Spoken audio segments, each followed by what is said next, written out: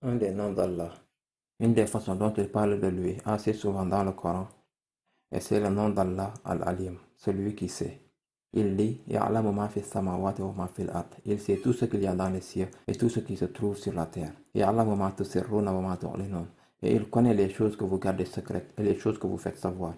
Wallahu alimun bi zati sudur. Et au-delà de tout cela, Allah est parfaitement informé et connaît toujours la nature et la réalité de ce qui se cache à l'intérieur des poitrines. Comment Allah nous démontre ce qu'il sait comparé à ce que nous n'aurions jamais pu savoir de nous-mêmes. Une des meilleures façons d'apprécier les noms d'Allah est de comprendre nos propres limites. En comparaison, alors vous pourriez vraiment apprécier la perfection d'Allah. Vous apprenez vraiment à apprécier combien nous sommes des esclaves insignifiants devant Allah Azza wa Jal.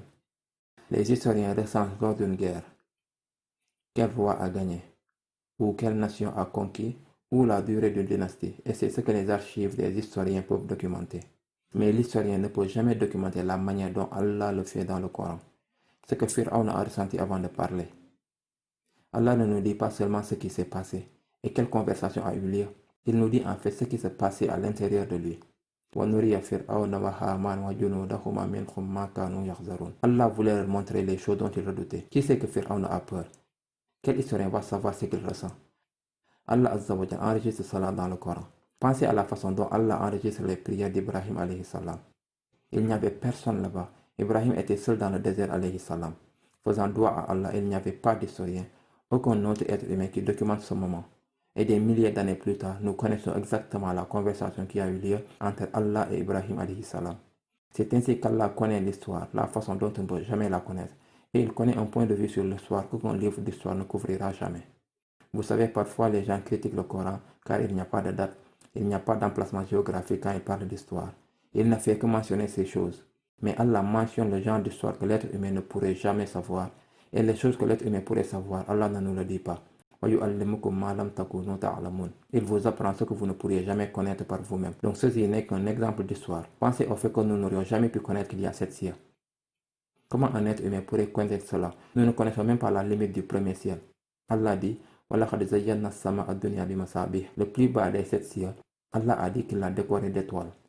Avec tous les télescopes dont nous avons, toute la technologie dont nous disposons, tous les moyens par lesquels nous pouvons voir des milliards d'années-lumière, tout ce que nous voyons ce sont des étoiles. Et donc par cette définition, tout ce que nous voyons dans tout ce qu'il y a dans l'univers est toujours dans le premier ciel. Et Allah nous dit qu'il y en a 7. L'être humain n'aurait jamais pu savoir les indices qu'Allah nous a donnés dans le Coran. Qu'est-ce que l'être humain sait de ce qu'il va se passer après notre mort? Comment vous et moi sommes supposés savoir ce qui va arriver à nos corps? Quel genre de questions va-t-on nous poser? Que se passera-t-il à la résurrection? À quoi ressemblera le jour du jugement? Quelles questions va-t-on nous poser? À quoi va-t-on ressembler? Où allons-nous être? Quel événement se produira en premier, puis en deuxième, puis en troisième? À quoi ressemble Jannah? Quel est cet endroit Jannah? Quelle est sa description? Quel genre de personnes y vivront? Quelles conversations auront-ils? Encore une fois, les historiens et les êtres humains peuvent avoir la connaissance de ce qui s'est passé et de ce qui se passe maintenant. Mais Allah a même la connaissance du futur. Il y a des gens au paradis qui ont une conversation. Cela se produira indéfiniment dans le futur. Allah sait déjà et il nous dit comme si c'était déjà arrivé. Vous voyez? Comme si c'était une promesse déjà tenue. Et cette indication est un indice de combien Allah sait. Comment pourrions-nous connaître les anges? Comment vous et moi le saurons? Yursul alaykum hafaza. Il envoie des anges gardiens sur chacun de vous. Comment saurions-nous qu'il y a des anges qui écrivent tous les actes que nous faisons?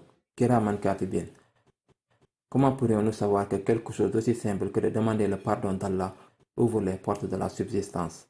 Istaghfiru rabbakum innahu kana ghaffara. Yursilis samaa alaykum midrara. Nous n'aurions jamais su que revenir simplement à Allah et lui demander pardon va nous permettre de trouver un nouvel emploi, d'améliorer réellement la santé de votre bébé, de régler un problème dans votre vie qui était difficile à régler avant, mais qui l'est maintenant. Et c'est ce qu'Allah dit. Les